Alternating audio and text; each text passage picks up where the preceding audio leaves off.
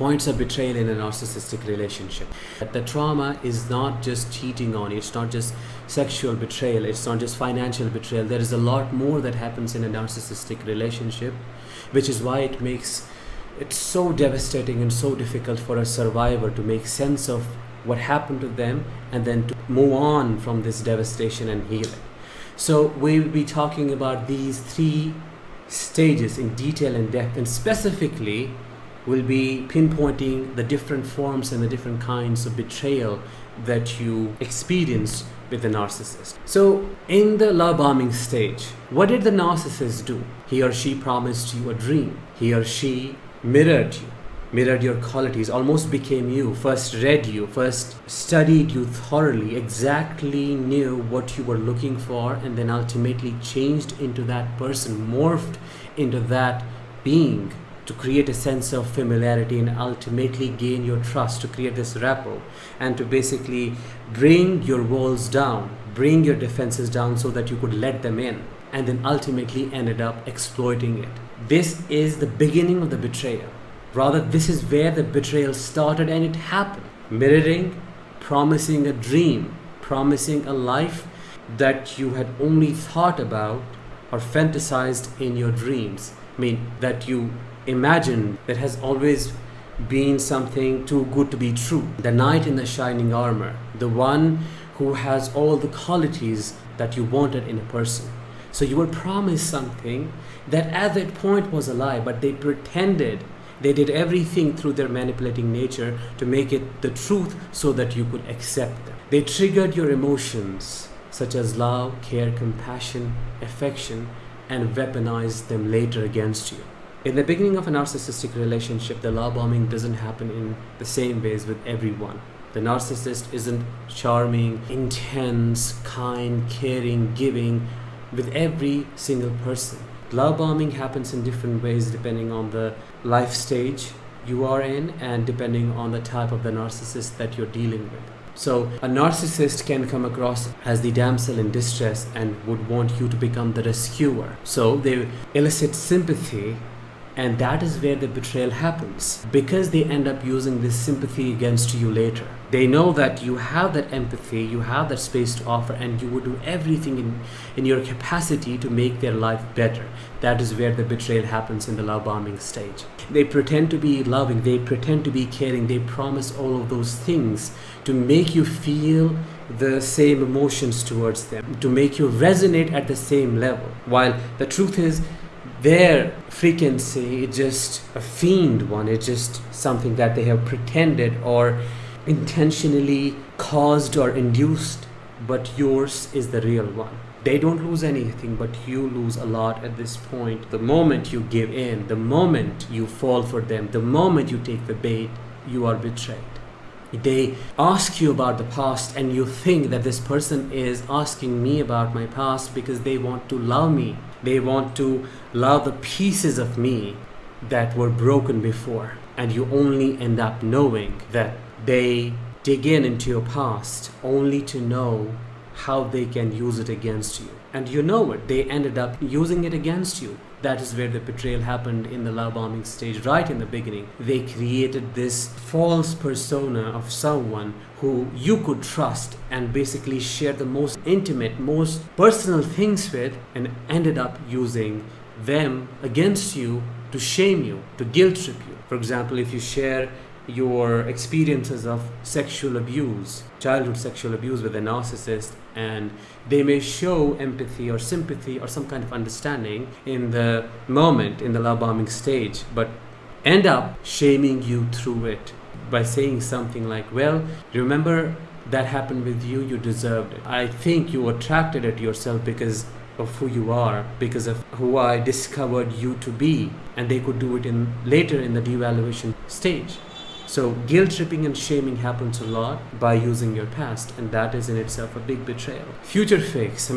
Let's talk a little bit about future faking and how that is a betrayal. They create this illusion of a perfect family, children.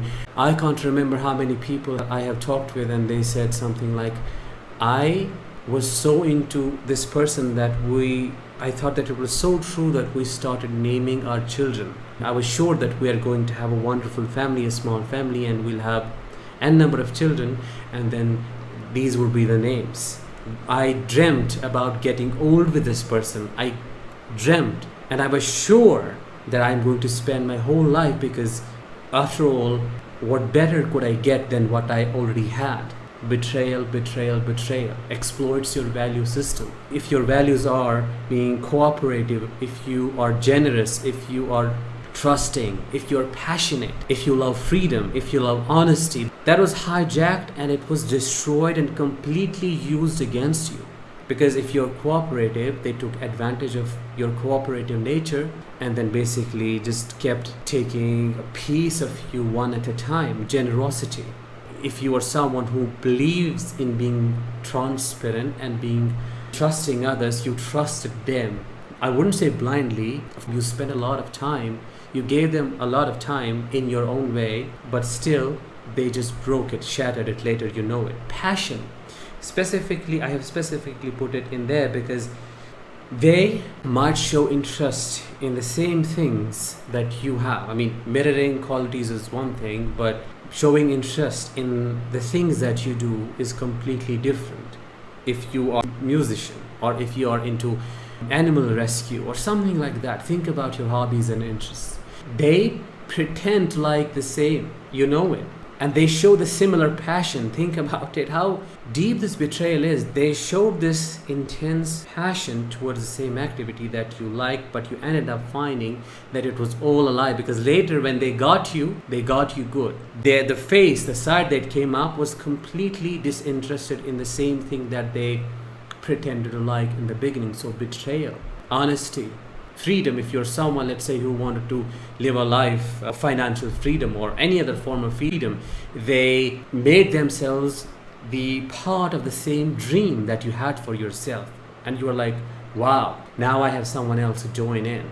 Now I have, it's not just mine, it's someone else's. You made what was yours, what you had cultivated, what you had poured your heart into, you made it, you shared it with someone else. And what ended up happening? You know it. They broke it. I mean, they tore it apart without a single thought. That is where the betrayal happened. And that is why the betrayal happened in the beginning, in the early stage of love bombing or idealization. They stole your autonomy and created financial dependency. And it might have happened in two ways. Number one, they might have brainwashed you into thinking that they are your financial support system. Why do you even need to think about money? Leave it on me. Why am I earning so much? I mean, what is the fun? I'm here to support you.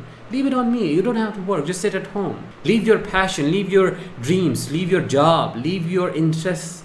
Just get confined to this one box that I have made for you, and just put yourself in it. I mean, that is what they were saying. And then many people do that. This is the beginning of the unintentional self-betrayal. They do things, they give up on things that they never wanted to give up on because the trust was earned.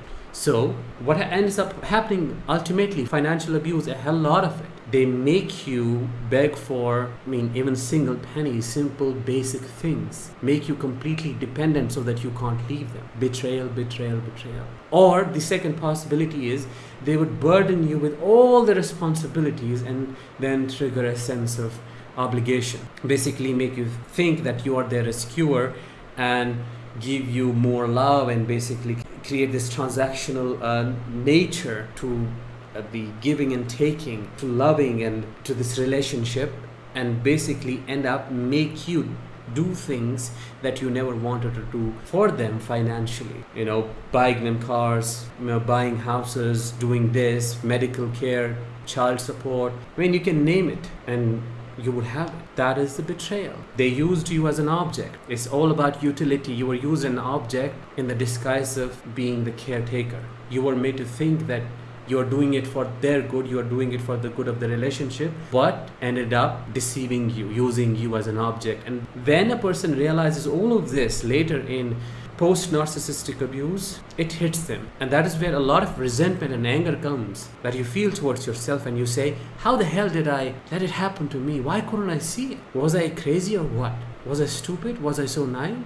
Why couldn't I see it coming? And that is what we'll talk about later. They take away your support system in the disguise of being your savior. You only need me. They are crazy, they are mad, or they are bad. They are not worth, they don't deserve you, or they are your enemy. You don't see it. I saw how they were devaluing you, how they were doing this, that, and the other. I mean, put their own delusional perception in your head, install it, and make it your reality. Gaslighting, you know about that. So gaslighting you into abandoning your support system, the people that you loved, that you connected with. Betrayal, because you thought they were doing it for your good. They were not. That's why the betrayal happens from the beginning. It doesn't start somewhere when you're going through the devaluation stage. It intensifies, it becomes more overt, but it starts right in the moment when you meet the narcissist.